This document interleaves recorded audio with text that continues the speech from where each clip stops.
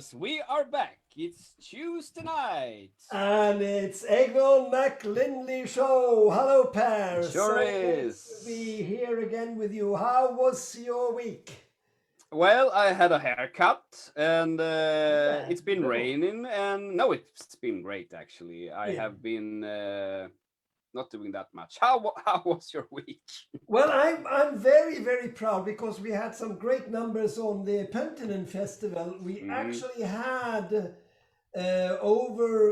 we had now I think 1,395,896 streams in that. That's festival. insane. That's wonderful. Thank you all who have been listening to Roland Pentinen, because I'm sure you have enjoyed it a lot also. This festival that we do have a little bit more modest numbers, but for contemporary music, not so bad. We are so far, we're just in the beginning of the festival and the competition. We are up at 39,300. Woohoo! A while to get it over 1 million, but everyone who likes contemporary music, go in and listen to the four releases we have now in this festival. The Four Horsemen. Yeah. What is going? Okay. Oh yes, finally. Thank you. I'm on. Hello, everybody. Hello. Hold on, just a second. I want to say hi to my Russian bloggers and my fans. Now we're broadcasting live from Stockholm, European Gramophone, the new Russian video blog that we have. So what's up? What's up? Yeah, you branched out. We are now broadcasting live to Russia, in Belarus even. What's up? Well, we are about to start a trombone tip here. So this is the European Gramophone Russian section that broadcasting live right now in Belarus. Okay. So go on with your trombone nose tip. Trombone nose tip. Thank you for that, my dear friend. No, we are going to throw you right out. I'm going to translate to my blog. Goodbye, Jack in the Box. We're sorry. Goodbye. Go away now. It's time for the trombone tip, and we have someone. Tell me, we have a guy called because Nathan Upchurch. Yeah. Who was a little late with the question. We're so sorry, but Facebook will not bring the questions in. They come afterwards. So some reason. But he asks, how on earth did I manage the trill in the Rimsky-Korsakov trombone concerto? How do you do it? Well, I show you first of all what the drill is like.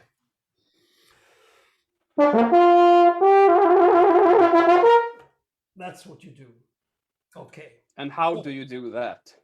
How do I do that? Well, first of all, there's a lot of pre-work to be able to do a lip trill. Lip trill is basically a legato that goes back and forwards, but very, very, very fast. And like everything that is fast, you have to start very, very, very, very slow. So what you do is you practice it like this. You just do go back and forwards.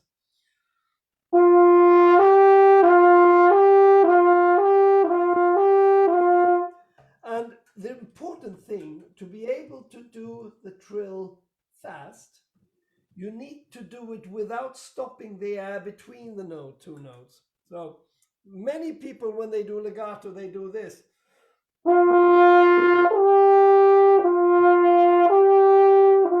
So they stop the air while you change the note. In a trill, you have to have a constant support of the air and just let the lip do the work. At the same time, keep those corners through. Be just gentle and change the note.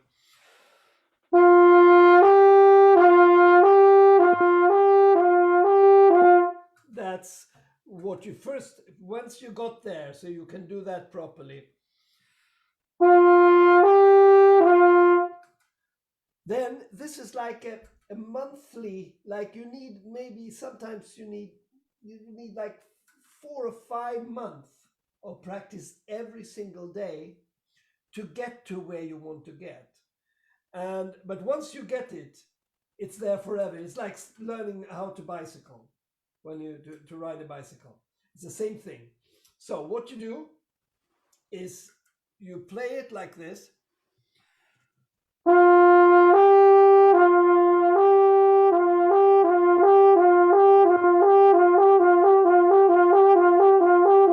Faster and faster. Once you get to a certain speed, you stop moving the slide, and then you get the wrong note.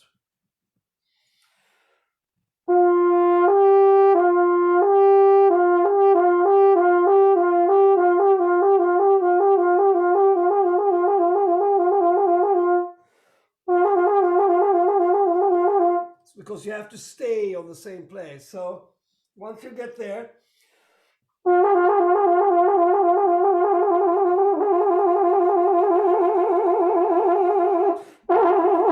like this. So you do it a little bit faster each. And in the beginning, at a certain point, maybe already here,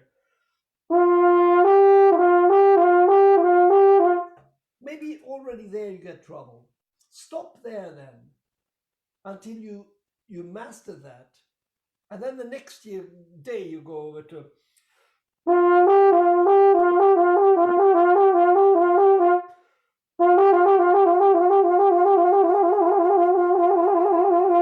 like this.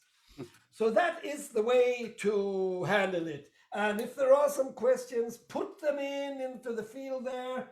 The comments, yeah, and we will answer them. It's a 20-second. Release it on YouTube so that we get back. But now, great, Maestro. yes. Tonight we are releasing a fantastic recording by the Swede-American composer Matthew Peterson. Yes. Lament in memory of Sven-David Sandström. Yes, it's a beautiful tribute to one of Sweden's most celebrated composers, Sven-David Sandström. And Per, please give us a little music example from this. Let's hear.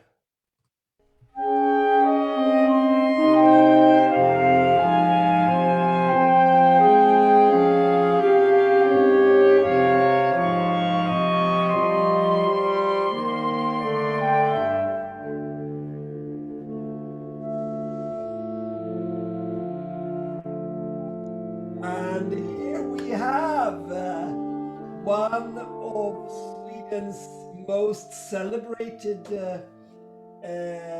let's say, music journalists. We are very proud to have Camilla Lundberg. Welcome, Camilla. Welcome, Camilla. So great to see you. Thank you. How are you? Hi. How are you? I love your pod, by the way. It's great. I heard the one with Elgar. It was great. Yeah. But there is one on Sven-David Sandström as well. Ah, wonderful. Great. So, tell me, you know probably more than anyone about Sven-David. I know that you sang, already in Sollentuna, I think you sang his music there, maybe in the choir there. In Hägersten, yes. Yeah. We were members of the same choir. He was exactly. He was a second tenor, I was a second alto. Yes. So please tell us about him, and also for the international audience, what did he really mean for Swedish music? I mean, many people know him, of course, because he was teacher in Indiana, but also go, Camilla. Well, you know, he started in a way rather late when he had his great breakthrough, which was in fact quite great. That was in the early 70s, but he was already 30 by then, so he wasn't a young composer, but he had in fact composed for a long time without anyone knowing it, under the radar, as it were.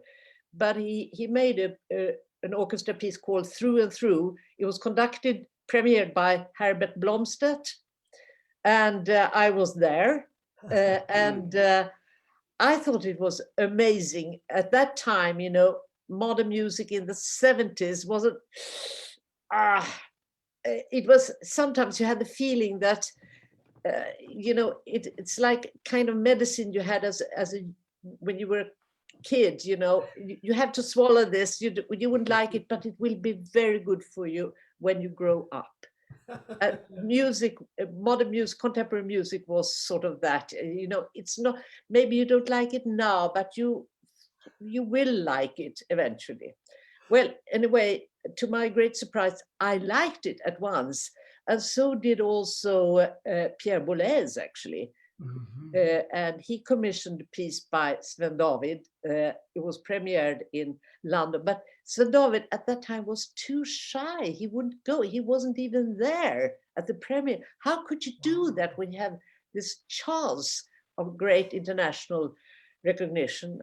So he kept being a rather shy person. He didn't say much, which is very strange to us today, because we know him as he was a very extrovert person, a very with a great way of expressing himself, very sociable.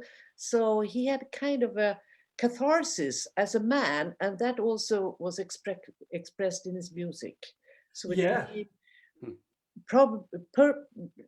suddenly it became very, very well expressive and very emotional. Yeah, he's gone through many different stages. Also, I mean, this Requiem that became very big. Of course, there was one part of his music, and then of course he wrote a solo piece for me, which was frantically difficult, I remember. And then he also went into writing pretty melodic in the 90s, wasn't it? Basically yes. He really startled the whole musical establishment when he suddenly came out of kind of a sort of coming out of a romantic closet, as it were, writing very, very romantic music in the 80s, and that was seen as, oh, you know, you shouldn't do that. But he expressed, you know, that, well, you know, when I started looking into classical music, I started with Anton Webern, and then I've been going backwards, and now I'm exploring Rachmaninoff and Brahms. So what I'm doing is I'm just exploring it, you know, and I like to see what you can do with kind of romantic cliches. And in fact, he was, without actually meaning it, he was the first postmodernist in Swedish music life. But I think that vocal music meant a lot to him. And he, in a way, this way of coming out was through vocal music and through lyrics, expressing, composing with lyrics, and lyrics that really meant something for him. Camilla, Matthew Peterson, as we're about to bring on here, was a student of Sven-David, very successful student. Do you think we can hear that in Matthew's music? Yes, I think we can. We can. And it's I don't know whether Matthew knows that one of Sven-David's earliest pieces was called Lamento for choir and trombones. I didn't even know that. Yes. yeah, I remember. That's true. Yes, I remember that. Yes, it was a piece. I think he wrote it in 71. 50 years ago.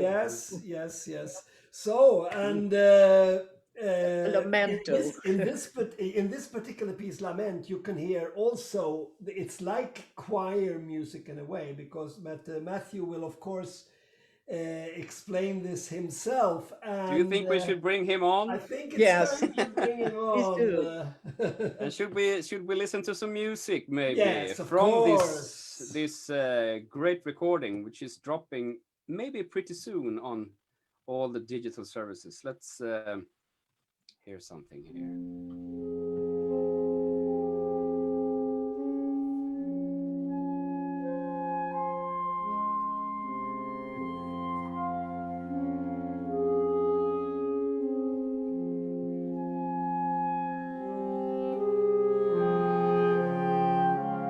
Matthew, welcome to the show. It's such a great piece. It's so beautiful, and it was snowstorm outside when we recorded it, and it was amazing how these saxophone players played it.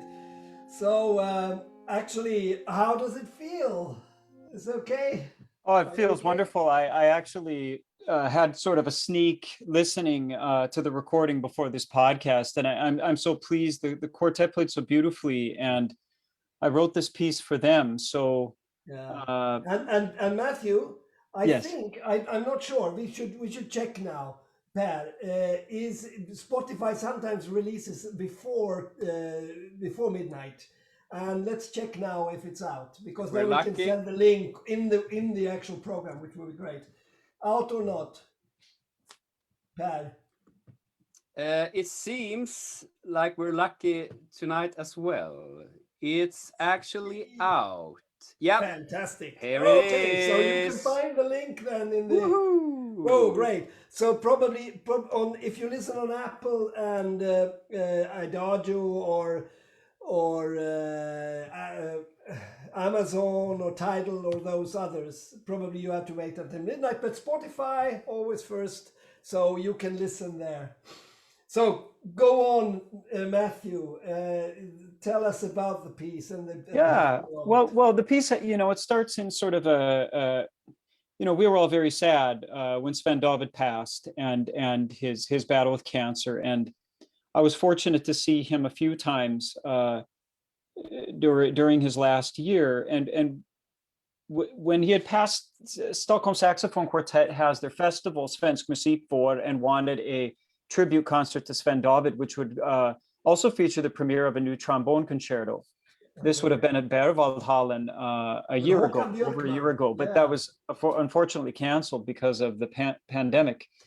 But the quartet and Gustav Sjökvist chamber choir had commissioned a small piece for me in memory of Sven-David.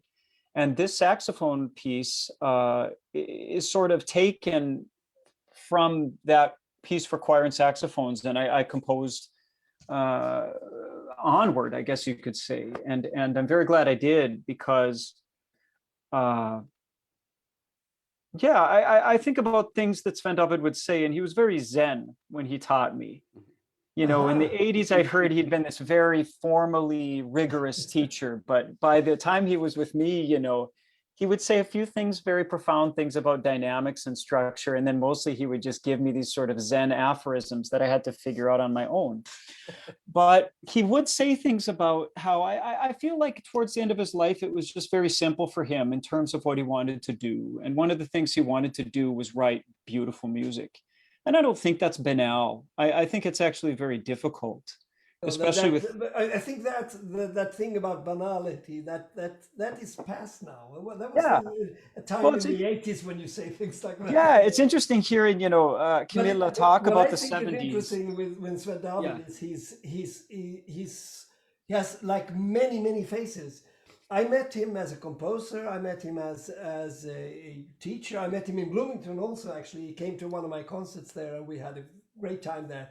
But also, when I premiered his clarinet concerto, conducting with the Swedish Chamber Orchestra and Martin Fröst, and he was wonderful to work with the orchestra. I really enjoyed that. So. I remember listening to recording that piece around 2008 in his masterclass. Okay. And hearing that's where Martin Fröst is singing and speaking, and beautiful piece. We were asking Camilla, and I want to ask you again. You've heard Matthew's opera. And I want you to tell us a little bit. I mean, you are such a woman of words. So, where do you find the similarity? Where do you find the differences? Well, I think the similarities is really that you really want to communicate. That has a sort of primary function for you, which is not usually the case when it comes to opera. It sounds silly to say it so, but I mean, that is so difficult when it comes to opera to communicate and to communicate the emotions, but also the words. I think you do that beautifully. And wonder whether you sort of learned something from Sven-David, or did you already know how to do that? I think that the composers who are drawn to vocal music the way we are, I think often we just have it in us. But I do know that he taught me a great deal about the finer aspects of setting music for the voice when it comes to registers and voice types, vowels, you know, the more sophisticated things. Absolutely, he did. Sort of technical aspects. Yeah. But of course, techniques is very important. But I mean, the most important thing is that you really want to communicate, not to sort of impress or. That's right. I can hear that in the. Let's bring the quartet in now. The people who play the Stockholm Saxophone Quartet, which did a fantastic. Yeah, because they're here. Surprise! They're here. Hello, Jürgen. Hello, Theo Hillborg, and we have Matthias and Lynn. Welcome all, and thank you for this fantastic recording. It's an honor to have you here. Thank you. So, tell us a little bit about the experience when we did this recording. We had a snowstorm outside, didn't we? Yes, that's right. At first, I have to say that it's a wonderful piece, Lament by Matthew. It's very emotional. It's a piece full of sadness, I think a lot of thankfulness, gratitude. It's a calm piece, but with a lot of expressivity. It's like a universe of emotions. It's a really sensible piece, and we love to play it. We are so happy for this piece. Thank you so much, Matthew. You're welcome. It was my pleasure, Jürgen. Yeah, and it's I mean, it was recorded in I mean, a storm is not enough. It was crazy. It was. Yeah, it was the first. It was the first real test of European gramophone recording studio that I built here out in Valludden, right by the sea, and it was, I think it was 25 sekundmeter. That was crazy. Per second. And our Tonmeister. And snowstorm, and outside it was a lot of noise, and we could little bit hear it, but on the recording it's absolutely impossible to hear it. Yeah. So. I just want to add a little story how the Tonmeister, Christian, actually sent the composer of this work out into the gale force winds to repair an awning that he'd placed to guard our shoes and coats, which of course it was ripped apart by the wind.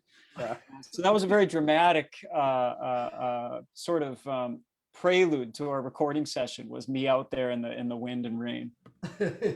So we were all really, it was a very adventurous recording session. But it was very smooth as well. We had the sauna and we jumped in the ocean the day after, and it was a fantastic couple of days, actually. Yeah, it was fun. I have to say, you know, Christian's studio is situated, I think, at one of the most beautiful places I ever visited. And it's just a few meters from the water, from the Baltic Sea. And it was a tremendous storm outside. And I think the waves, they were almost whipped up against the studio. It's almost scaring, you know. And for us, when we performed, it was like that Sven-David, that he wanted to get into the studio and be together with us during the recording. So and we really had the feeling that Sven-David, that he was with us all the time. It was an amazing memory. It was a fantastic place. What's that playing? Is it something happening here or what?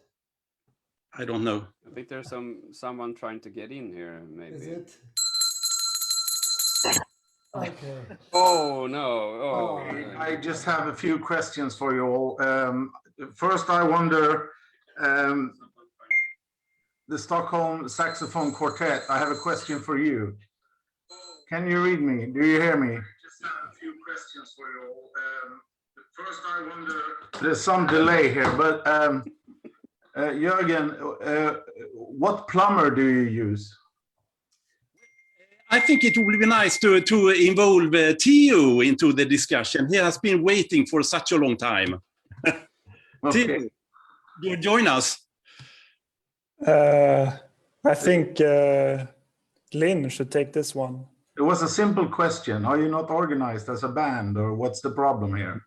Actually, our landlord takes care of the plumbing, so we can call our landlords. It's really, really easy. And I'm happy with that question. Then I have another question for European Gramophone. Yeah. If you knew there was a storm coming, why didn't you play Eski Mozart?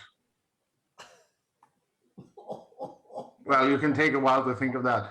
And by the way, I found a better picture of Matthew, as you can see here. Yeah. A much better picture. So you should keep up your marketing of Matthew. He's a good-looking guy. Thank you, Jack. Thank you. Anything more? No. Not really. No. No, there's one more thing actually. You were talking about the similarities of Matthew and Sven-David. I will call it a copycat. Now you can throw me out. Okay. No, Fredrik. You can stay. You can take stay. off your hat and say. Can I stay? Thank you. No, you can be Fredrik. Great. So, thank you all. Christian. Yes. Tack och förlåt. Back to the trombone tip. I don't know. Yeah. Should you guys? Do you want to? This is for me. I think this is it's a fantastic moment of the show. We have now questions from around the world asking about the trombone playing of Christian Lindberg. If you're interested, you can hang in there. Stay. First of all, I like to say that we have a bunch of comments on and congratulations on the recording of the Lament. Numerous people says it's beautiful music. It captures the aura of Sven-David and the spirituality around it and so on. Wow, fantastic. Yeah.